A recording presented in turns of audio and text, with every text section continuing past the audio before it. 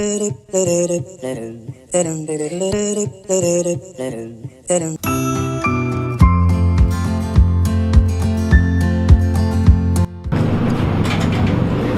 ako pabor sa pagbababa ng 9 years old sa makukulong kasi parang inaano lang ng government yung parang work, parang privilege lang siya for the rich. Kaya hindi ako sangayon.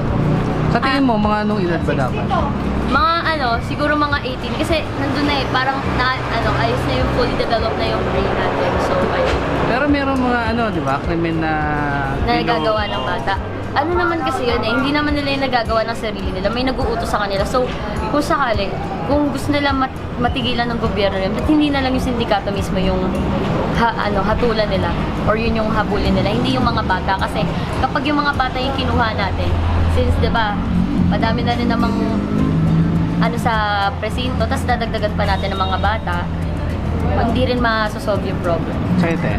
Hindi rin po ako sang-ayon kasi kung ibababa yung age for criminal liability, dapat kung 9 years old pwede na makulong, dapat meron na rin silang privileges na pwede silang bumoto, something like that. Kasi hindi po fair na dun lang sa liability sila maapektuhan. Kasi 9 years old, hindi pa fully developed yung mental capacity nila to decide for themselves.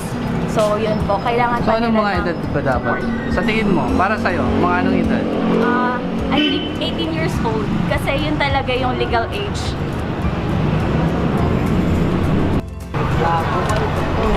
Pabor ako. Ikaw? Demi. Over ako. Kasi ang daming bata ngayon, di ba? Sa totoo lang, mas natatakot ako sa mga bata ngayon kaysa sa mga malalaki na. Kasi yung mga bata, pwede kang duraan bigla, dukutin yung mga gamit mo. Tapos ang liliksi pa nila, di ba? Ang bibilis sila tumakbo. Tapos kung papaluin ka man nila, hampasin ka nila, babotohin ka nila ng bato, hindi ka makalaban kasi bata eh, ikaw matanda ka eh. Sa amin dalawa, ako pa yung mas makukulong kaysa sa kanya, di ba? Ikaw? Kasi parang pabor ako. Pero syempre dapat may pananagutan din yung magulang doon. Tsaka, ba't ka naman matatakot na ikulong yung 9 years old mo? Wala namang kasalanan. Opo. Sa akin sir, pabor. Kasi sa base na nangyayari ngayon, kung talagang taong kalsada or taong kali ka, makikita mo kung ano yung face nung ano yung face nung criminality, ano yung face nung situation ngayon. And kaya ako pumabor kasi ako kung sa sarili ko naman, kung ako yung pamilya, kung wala namang ginagawa masama yung anak ko or yung kung sino man yung bata sa amin. Kung alam ko naman na napalaki ko sa tamang environment yung anak ko, ba't ako matatakot na makulong yung anak ko kung wala naman siyang ginagawang masama. So, para sa akin kasi it's about sa family, about sa paano mo napalaki yung anak mo, paano mo napalaki sa environment na tama yung anak mo. Hindi ako pabor sa pagiging yung 9 years old yung criminal. Kasi kapag yung kasalukuyan nga natin is 12 years old, mas pabor ako sa 12 years old kasi mas may kamalayan na silang may pag-iisip na sila kung ano yung mga ginagawa nila nun. Kapag 9 years old, parang paglalaro pa lang yung alam nila eh. Parang di pa nila alam yung mga ginagawa nilang criminal case. Ayun lang. Ako pabor ako kasi sa yung mga kabataan ngayon nowadays, parang kulang na sa pag-aaruga ng mga magulang nila. Kaya sa panahon talaga ngayon, kailangan na ng tulong ng gobyerno. Kaya para sa akin, pabor ako. Kasi katulad na lang dito, especially sa Maynila, halos mga kabataan ngayon makita ko may mga 5 taon na kagad, mga mandurukot na. Kaya yun, talagang pabor ako para may pasanay yung mga batas na yun. Para rin tulong din sa mga magulang na hindi talaga kaya panindigan bilang magulang. Yun lang. Pabor po ako sa pagbaba ng criminal case sa mga minors na 9 years old. Kasi po, nagagamit sa hindi maganda na yung mga bata ngayon. Dami na nilang nagagawang masama dahil sa hindi na sila hindi sila nakukulong noon. Kaya ngayon, pabor na ako. Sa'yo bro? Akin, napili ko po is pabor ako dun sa pagbaba ng legal age sa mga bata kasi parang naabuso na nila yung kailangan 18 muna bago pag hindi 18 hindi pa pwede makulong. Rehab lang naman siya, parang tuturuan lang sila ng leksyon kasi yung mga parents nila hindi na sila madisiplina maayos o kaya yung iba walang magulang kaya kailangan ng patnubay talaga ng mga nakakatanda. Pabor ka o hindi? Hindi ako pabor. Bakit Pabor hindi ka ako, pabor? pabor pala ako na pababaan yung... Okay, bakit ka pabor? Kasi maraming mga bata ngayon na dahil alam nilang 18 lang pataas yung pwedeng makulong ganun, malakas loob nilang gumawa ng mga kalokohan. Okay. Hindi, pero yung akin kasi, ang sinasabi kasi nung iba, yung point nila, kasi may kailangan lang daw naman ng guidance ng magulang. Yun lang daw naman yung kailangan. Pero para sa akin, paano naman yung mga neglected na mga bata, 'di ba? Okay yung mga bata na may mga magulang, pero paano yung iba? Paano yung mga bata na ginagamit pa ng syndicates, ganon? So, yung point ko, parang tingnan din nila yung deeper environment, yung isa pang environment na parang yung maraming bata na nagagamit para sa mga krimen, ganon. Tas yun, syempre, kawawa sila. Siguro, mas maayos na ibigay yung trabaho sa DSWD. Kasi para saan pa yung ahensya na yun, diba? Kung parang hindi rin naman siya gagamitin. So, bakit kailangan sila ilagay behind the bars? Kung pwede naman, ilagay sila sa isang lugar na kaya sila turuan, pero hindi yung parang tuturing sila na kriminal. Yun. Okay. Hindi po kami pabor sa pagbababa ng edad from 18 to 9 years old. Kasi sa 9 years old, hindi pa buo ang kamalayan ng mga kabataan para ikulong sa harap. Sa akin, hindi ako pabor. Kasi malay natin hindi sinasadya ng bata yung nagawa niya. So, nasa magulang pa rin yung responsibility na yun. Paano yung mga paulit-ulit, let's say nakulong, di ba? 17 pinalabas sa DSWD tapos babalik na naman, may nagawa na naman kasalanan.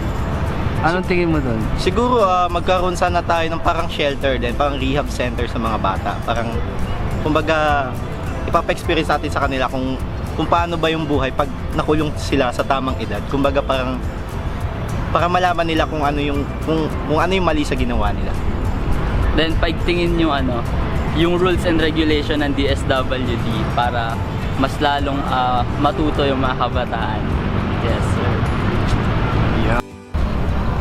Hindi kami pabor dun sa yung mga bata na parang pagbata kukulong na. Like kasi isipin mo, 'di ba, ang bata pa nila pero hindi pa sila matured enough para sa mga ganun. Kung paulit-ulit 'yun na ginagawa, 'di ba? Marami namang mga naulit na paulit-ulit 'yun.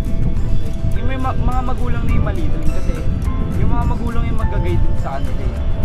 Kumbaga sila talaga yung talagang may kasalanan dun. Kasi hindi nila ginagawa yung maayos yung anak nila. Diba? Sa edad na 9 to 18, madami pang bata dyan na hindi pa mulat sa tamang landas nila, tamang sa realidad ng kapaligiran, sa community natin. Kasi yung mga ganyang edad na yan, pa lang yun, playing pa lang yun eh. Kumbaga sa paglalaro pa lang iniisip niyan, wala pang may nagagawa silang kasalanan pero hindi naman big deal agad yung may nagawa silang kasalanan kasi napakabata. Di pa nila alam yung realidad talaga mismo. Ako hindi ako pabor dun sa pagpapababa ng criminal liability to age 9 simply because scientifically, kasi bago ako nag-aral ng medisina, nag-aral ako ng psychology at nalaman ko doon na ang age ng tao kung saan pwede na tayong mag-form ng reasonable judgment o yung ating utak ay well-developed na to make judgment is at the age 15. Kaya yun yung dahilan kung bakit ganun talaga yung criminal liability sana, 15. Pero ito kasi pag pinababa natin siya, medyo nakakabahala siya kasi yung mga bata na yun, probably hindi pa nila alam kung ano yung tama nilang iniisip o tama nilang gagawin. Kaya para sa akin hindi tayo dapat pababa ng criminal liability simply because yung brain ng children are not well developed. Yun lang. Kung nag-enjoy ka sa napanood mo, i-click lang ang subscribe button para para ma-notify ka every time mag-upload ako ng mga bagong videos. And, i-share mo na rin ang videos para mapanood din ng iba.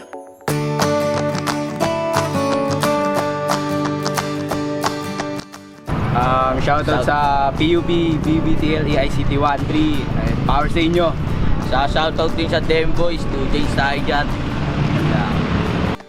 Hi, shoutout sa ICT 13. Power.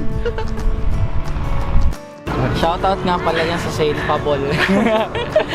Shoutout nga pala sa Ama Tap. Yung mga klase yan, bagsak na kayo. Shoutout pala sa mga family relatives ko, especially sa Bicol region. Sa lahat po ng family ko rin sa Boracay. At ng mga kaibigan ko rin po. Galing Mariners, TI, at sa NCM. You can subscribe me on my YouTube channel at Ulysses Eduabe and on my Facebook account, ulysses.bukila. Shoutout sa grade 11 helpfulness ng Philippine College of Criminology. Thank you. So ayun, shoutout nga pala sa mga classmates ko sa BAM, sa mga tropa ko sa high school, Team HS, at saka follow nyo ako sa Instagram, Liberia, at Liberia 17, at saka Liberia 17 sa Facebook. Hi nga pala sa solid tropa namin dyan, Gangshi! Tsaka kay Nicole Joyce Gabuko. Maybe. Tsaka sa kapatid ko, na huwag siya lumaking gano'n dahil nandito ako, papangalanan ko siya lahat. Nicole Joyce po.